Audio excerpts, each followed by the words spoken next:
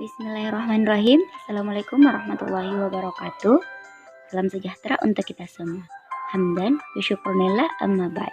Perkenalkan, saya Al-Fadilah Sisa dengan NIM F1C1190559. Berasal dari program studi kimia Fakultas Matematika dan Ilmu Pengetahuan Alam Universitas Halu Oleo. Sini saya akan mempresentasikan sebuah materi dengan judul Sistem Buffer, Keseimbangan Asam Basa, dan Cairan Elektrolit dalam Tubuh. Presentasi ini merupakan tugas dari mata kuliah Biokimia 1. Baiklah, sebelum kita melangkah ke materi yang lebih lanjut, terlebih dahulu marilah kita ketahui apa itu larutan buffer dalam tubuh. Larutan buffer adalah zat yang dapat mempertahankan pH ketika ditambah sedikit asam maupun basa dan pengenceran air. Larutan buffer sendiri terbagi menjadi dua, yaitu buffer asam dan buffer basa, di mana buffer asam merupakan suatu campuran asam lemah dengan garamnya, misalnya CH3COOH dan CH3COONA. Kemudian larutan buffer basa merupakan larutan yang campuran basa lemah dengan garamnya, misalnya NH4OH dan NH4Cl.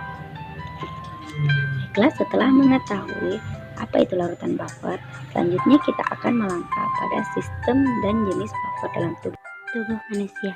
Jenis sistem buffer dalam tubuh manusia terdiri dari yang pertama, yaitu sistem buffer asam karbonat dan bikarbonat. Terdiri atas asam karbonat dengan rumus H2CO3 yang bersifat asam lemah dan bikarbonat dengan rumus HCO3- yang bersifat basa lemah. Sistem ini merupakan sistem buffer yang paling terbanyak di cairan ekstrasel. Kemudian kadar dari HCO3 dan CO2 diproduksi oleh ginjal dan paru-paru. Yang kedua yaitu sistem buffer fosfat, di mana pada sistem ini terdiri atas monohidrogen atau HPO42- yang bersifat basa lemah dan dihidrogen fosfat H2PO4- yang bersifat asam lemah. Sistem ini merupakan sistem buffer paling terpenting di dalam sitosol dan terkandung hanya 8% dari konsentrasi sistem buffer dari HCO3. Sistem ini memegang peranan penting di intrasel dan tabulus ginjal. Selanjutnya yang ketiga yaitu sistem buffer protein, di mana sistem ini terdiri atas gugus asam karboksilat yaitu COOH- dan basa amino yaitu NH2-. Sistem ini merupakan sistem buffer paling terbanyak dan terdapat di sel dan darah. Kemudian, ion dari histin dan sistin merupakan dua asam amino yang berperan penting sebagai protein buffer, sebagai sistem buffer. Selanjutnya yang terakhir yaitu sistem buffer hemoglobin, di mana bentuk hemoglobin itu HHBO2, deoksihemoglobinnya HHB. Sistem ini berperan sangat penting di dalam intrasel, dan sistem ini pada eritrosit sangat penting karena dapat berikatan dengan ion hidrogen sehingga menjadi deoksihemoglobin. Kemudian hemoglobin menjadi buffer ion H+ yang dihasilkan oleh H2CO3. Setelah mengetahui sistem buffer, marilah kita bahas keseimbangan asam basa. Keseimbangan asam basa itu merupakan suatu keadaan di mana konsentrasi ion hidrogen yang diproduksi setara dengan konsentrasi ion hidrogen yang dikeluarkan oleh sel, di mana asam merupakan donor proton yang menyumbangkan ion H+ ke zat lain, dan basa merupakan akseptor proton yang menerima ion H+ dari zat lain. Kemudian pada keseimbangan asam basa di dalam tubuh menggunakan 3 sistem pengendali, yaitu sistem penyangga, sistem pernapasan, dan sistem pengaturan ginjal.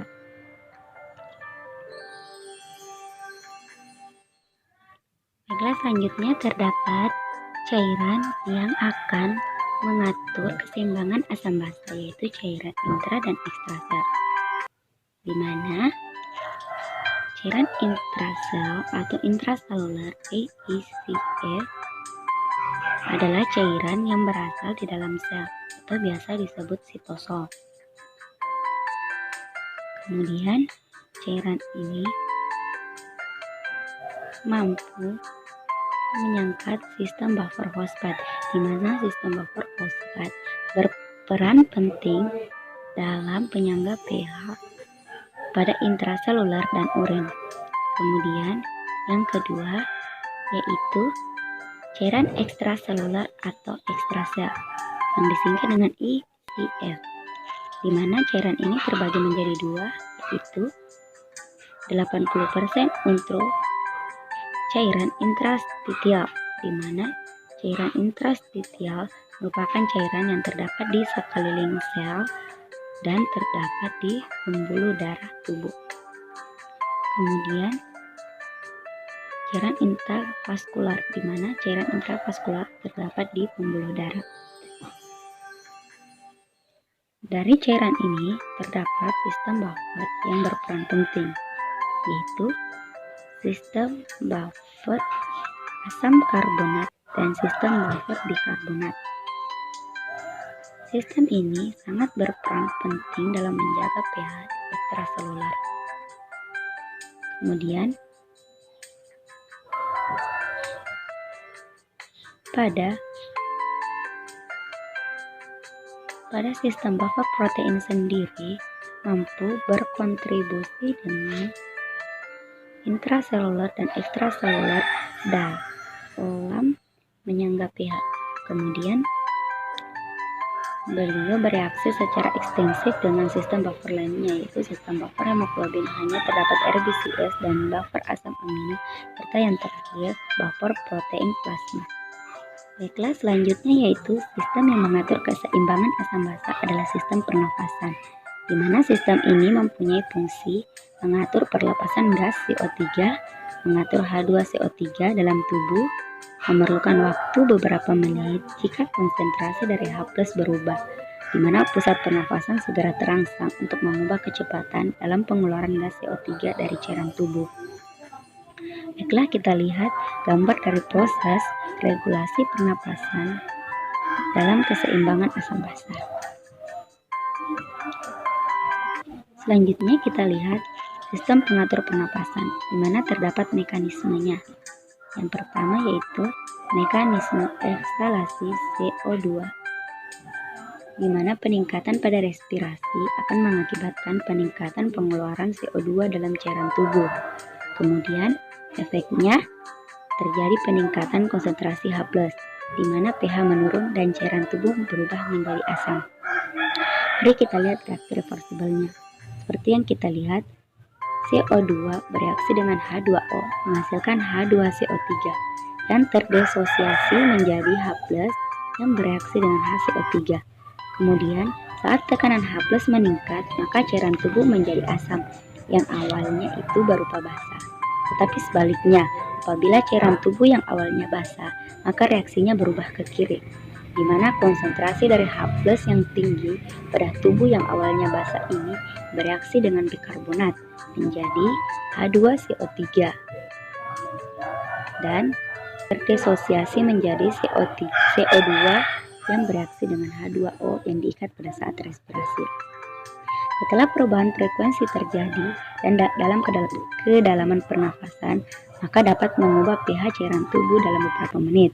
Peningkatan ventilasi, inhalasi, dan ekhalasi itu mengakibatkan peningkatan pengeluaran CO2 dan terjadi penurunan konsentrasi H+, di mana pH darah meningkat akan menjadi basa, begitu pula sebaliknya. Setelah terjadi pemutaran frekuensi ini, maka frekuensi dalam kedalaman pernafasan itu sendiri berinteraksi dengan pH cairan tubuh melalui umpan balik yang melibatkan komoreseptor primer dan reseptor sentral yang terdapat di badan area aorta dan karoid, serta terjadi di pusat di medula oblongata, di mana pada area inspirasi medula oblongata itu terjadi sistem ritme yang mengatur pernafasan. kemudian disalurkan di diafragma, kontraksi yang meningkat, kemudian kembali menjadi sirkulasi dan akhirnya terjadi proses ekshalasi CO2 yang meningkat. Baik, selanjutnya itu sistem pengaturan ginjal, di mana pengaturan keseimbangan asam basa yang dilakukan oleh ginjal. Pada mekanisme pertama terjadi yaitu sistem renal, di mana pada sistem renal ini berfungsi untuk mempertahankan keseimbangan asam basa. Ginjal harus mengeluarkan anion non-volatil dan menggantinya dengan HCO3-. Ginjal mengatur keseimbangan asam basa dengan sekresi dan reabsorpsi ion hidrogen dan ion bikarbonat.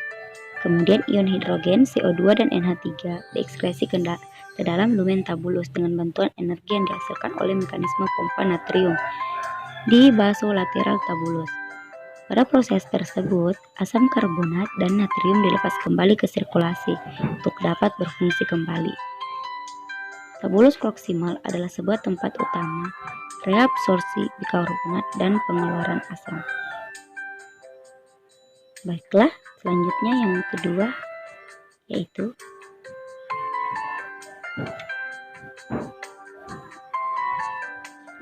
regenerasi bikarbonat.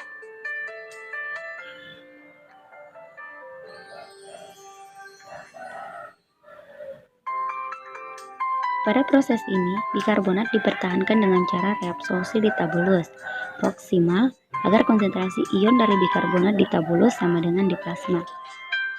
Pembentukan HCO3 baru merupakan hasil ekskresi H+ dengan buffer urin dan dari produksi dan ekskresi NH4. Bikarbonat dengan ion hidrogen membentuk asam karbonat. Asam karbonat kemudian berdisosiasi menjadi CO2 dan air. Reaksi ini pula dipercepat oleh adanya enzim anhidrat karbonat yang terdapat pada Bruce border cell di tabulus ginjal.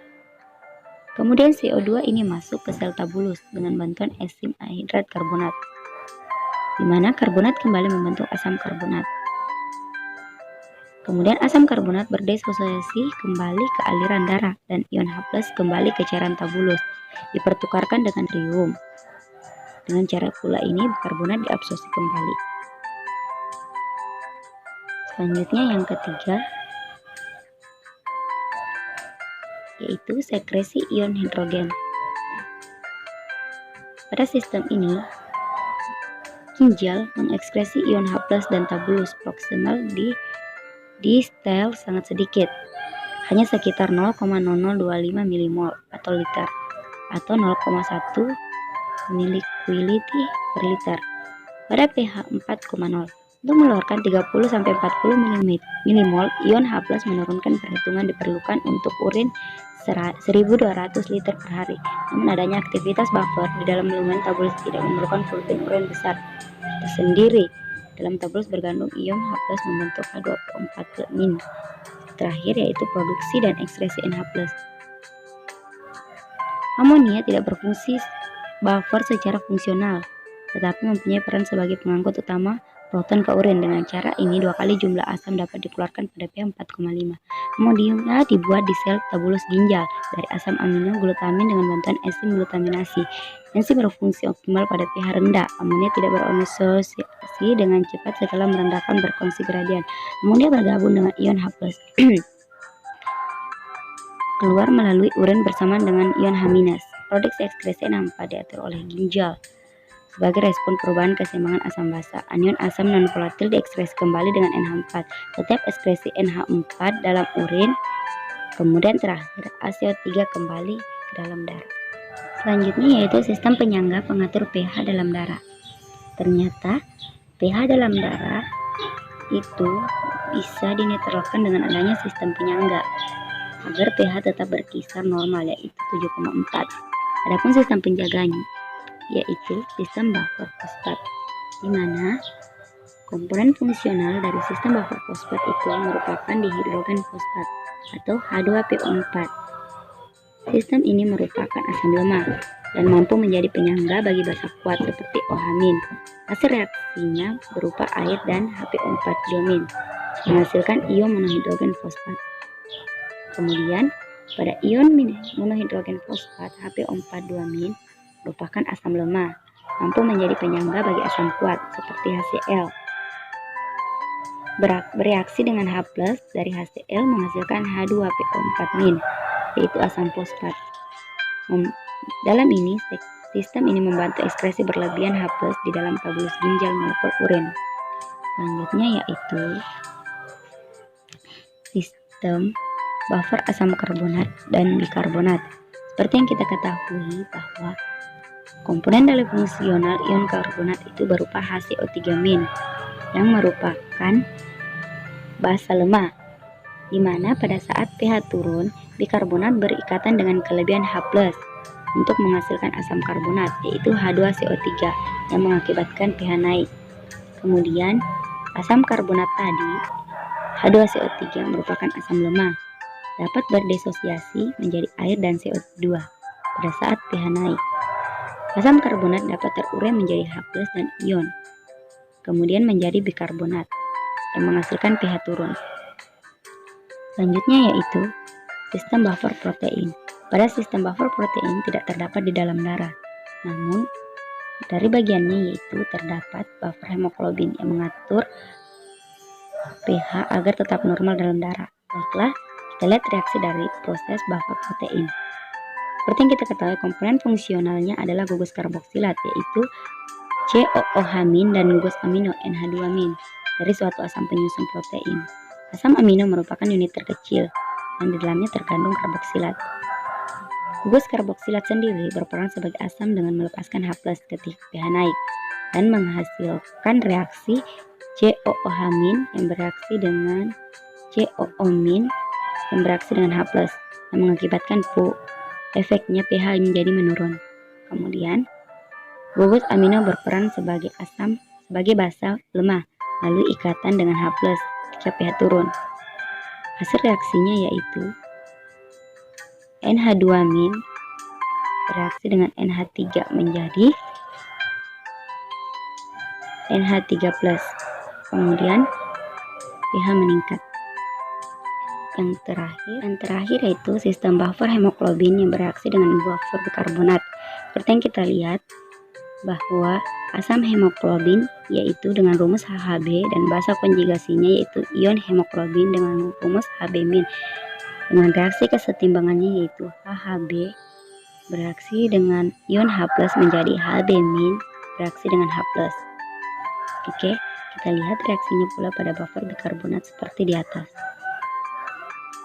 Oke, setelah mengetahui proses dari reaksinya sehingga pH normal, maka kita dapat simpulkan bahwa fungsi dari sistem penyangga tersebut agar mengatur pH darah tetap normal, yaitu berkisar antara 7,35 sampai 7,45. Jika pH darah kurang dari 7,35 maka disebut asidosis. Jika pH darah lebih dari 7,5 disebut alkalosis. Kematian dapat terjadi apabila pH kurang dari 7 dan lebih dari 7,8. Berbagai zat yang masuk ke dalam tubuh atau zat yang hasil metabolisme cukup diserap ke dalam darah sangat mempengaruhi pH darah. Dengan adanya pH penyangga, penurunan dan penaikan pH secara drastis dapat dicegah. Karena darah bersifat larutan buffer dalam tubuh kita, sehingga makanan dan minuman yang bersifat asam maupun basa tidak akan mempengaruhi tubuh, karena darah dapat menetralisis pH seperti semula atau menjadi normal yang berkisar antara 7,35 sampai 7,45. Itulah tadi alasan mengapa sistem penyangga dibutuhkan agar pH tetap normal. Baik, itulah tadi materi keseimbangan asam basa. Lanjut kepada materi terakhir yaitu cairan elektrolit dalam tubuh. Seperti kita ketahui, cairan itu berupa air, di mana air merupakan suatu unsur kimia yang memiliki rumus kimia H2O, di mana molekul air tersusun dari dua atom hidrogen yang berikatan secara kovalen dengan satu atom oksigen. Air memiliki peran penting dalam tubuh, di mana peran pentingnya itu adalah sebagai berikut. Yang pertama, sebagai pembentukan sel dan cairan tubuh, di mana air ditemukan di setiap sel, jaringan, dan kompartemen tubuh. Air berperan dalam pembentukan cairan tubuh seperti darah, cairan lambung, hormon, dan enzim. Yang kedua, sebagai pengatur suhu, di mana melalui penguapan keringat di kulit dan udara napas, serta pelarut-pelarut zat dalam tubuh seperti zat gizi, gas dan sisa metabolisme. Yang ketiga sebagai media transportasi zat gizi dan oksigen, di mana gasnya terdapat dalam darah. Yang keempat sebagai makronutrien, di mana air terlibat dalam seluruh reaksi hidrolisis protein, karbohidrat, dan lemak. Air juga diproduksi dari hasil metabolisme oksidatif yang berisi substrat hidrogen. Kemudian yaitu sebagai pengatur keseimbangan elektrolit, di mana air menjaga volume vaskular dan sirkulasi darah yang berperan penting dalam fungsi seluruh organ dan jaringan tubuh. Selanjutnya, air sebagai pelumas dan bantalan pada persendian. Selanjutnya yaitu peran air sebagai peredam benturan, di mana air melindungi beberapa organ penting tubuh sehingga organ tersebut terlindungi dari benturan keras, antara lain organ mata, jaringan saraf, dan kantung ketuban, dan lain sebagainya. Dan yang terakhir sebagai pengeluaran racun dan produksi sama metabolisme. Baiklah, selain air ada pula cairan mineral, yaitu mineral merupakan unsur kimia anorganik yang dihasilkan dari sisa makanan yang hancur karena terdegradasi atau hancur dalam suhu yang tinggi oleh bahan-bahan kimia. Mineral sendiri memainkan peran penting dalam keseimbangan asam basa tubuh. Dengan demikian, dapat mengatur pH darah dan cairan tubuh lainnya. Mineral berfungsi sebagai komponen penting dari banyak enzim, vitamin, hormon, pigmen pernapasan, atau sebagai kofaktor dalam metabolisme, katalis, dan aktivator enzim. Jenis mineral tersebut ada dua, yaitu makromineral yang tersusun atas kalsium, fosfor, magnesium, sulfur, dan natrium. Serta yang kedua itu mineral mikromineral, terdiri atas iodin, mangan, kronium, fluor, dan selenium. Baiklah, itulah tadi hasil presentasi dari materi saya. Kurang dan lebihnya mohon dimaafkan. Saya akhiri dengan ucapan wabillahi taufiq wal hidayah. Wassalamualaikum warahmatullahi wabarakatuh.